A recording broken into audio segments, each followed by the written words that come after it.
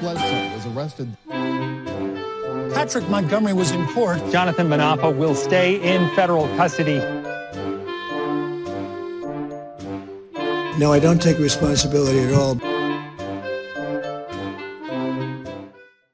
Hey everyone, welcome to the show. So 56-year-old Wisconsin resident Paul Kovacik walked to the Capitol after Donald Trump's speech.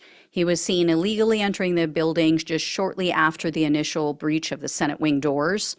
And Kovacik traveled through various parts of the building for about a half hour. He first followed the mob to the Capitol crypt. He was then seen getting on an elevator. He took that to the fourth floor, but then he walked down a flight of stairs. And he was standing by, he was filming while January 6th defendant Zachary Alam threw an object off of a balcony.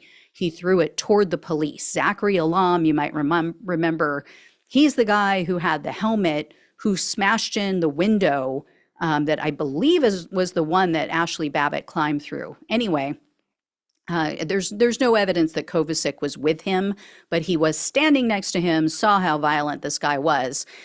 So then Kovacik was seen, he walked down hallways, he was trying to open different office doors.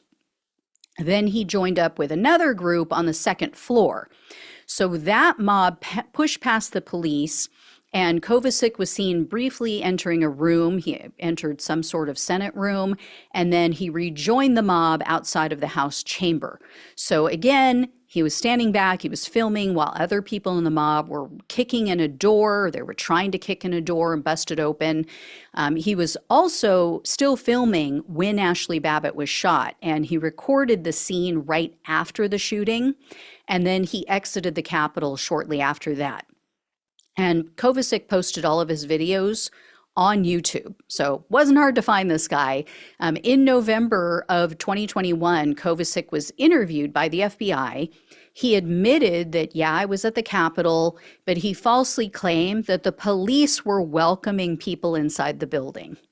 So Kovacik was arrested on June 19th of 2022, and he was charged with entering a restricted building or grounds, 2 counts of disorderly conduct, and parading or demonstrating in a Capitol building. In March of 2023, he pleaded guilty to the parading charge. So Kovacik faced up to 6 months in prison, 5 years of probation, and $5,000 in fines. The government, though, they requested only 90 days behind bars and $500 in restitution. Completely weak, considering that this guy has 24 previous criminal convictions. So this all started back in 1995. He's just been criming ever since. The prosecutor said 12 of the convictions were for driving with either a suspended or a revoked license. But Kovacik has also been convicted for things like resisting an officer. He has 2 convictions for obstructing an officer, 1 each for disorderly conduct, shoplifting, and criminal trespass. Kovacik also has 1 felony and 3 misdemeanor convictions for jumping bail. Keep that in mind. 2 felony convictions for eluding police. And Kovacik has multiple active warrants currently at this time out for his arrest in Utah, Illinois, Michigan, and Kansas. And I'm wondering if this might be the guy who smeared feces on the walls of the Capitol. And here's why I say that. In 2013, he did something completely disgusting. So apparently, Kovacik was in a bank. He asked the teller, "Can I use your restroom?" She said no, but there's a restaurant nearby, you can use theirs. Evidently, he left, goes to this restaurant, and it was closed. Not her fault, right? Kovacik comes back to the bank, and he places a napkin on the counter in front of her that contained his feces. And he told the teller, "Here you go." As I always say, we don't have to wonder why some of these people support Donald Trump. It is painfully obvious.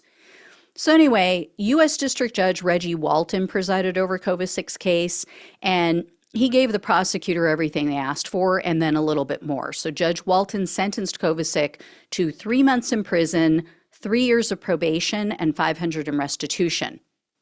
But that's not where the story ends, because this stable genius decided No, 3 months is just too much. So he fled the country. Kovacik had agreed to surrender to prison on November 1st of 2023.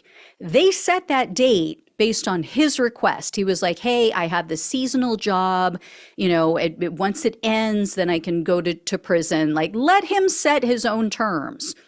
The probation office sent him multiple reminders. They sent him emails, left him text messages, phone messages. He never responded. Then November 1st rolls around, he's a no-show. So on November 21st of 2023, the court issued a new arrest warrant, and then the U.S. Marshals started investigating, and they found out that Kovacik left the country. He flew from the U.S. to Dublin, Ireland on November 1st. He sought asylum in Ireland, and in the official documents, he said that it was because of political persecution. So in June of this year, Kovacik apparently became homesick. So he withdrew his asylum claim and he came back to the US, and he was arrested immediately after he returned. So he has been serving his 90-day sentence for January 6th. He has now also been hit with a new charge for failure to surrender for a prison sentence. So Kovacik is now due to be released September 8th for the January 6th conviction, but he's now facing an additional 1 year in federal prison, also maybe some fines for this new charge. And this is a tough judge. Judge Reggie Walton does not suffer fools. He does not play. He typically likes to give the prosecutors whatever they ask for, so let's hope that they ask for the maximum, right? Because this guy clearly has not learned his lesson. I'm sure he wasted a ton of taxpayers' money, government resources, trying to locate him. So I will definitely keep an eye on this case. I'll let you all know how everything goes down. Thank you all so much for watching and listening. Please like, please share, and subscribe. Please donate if you can. Love you all. Take care. Talk with you soon.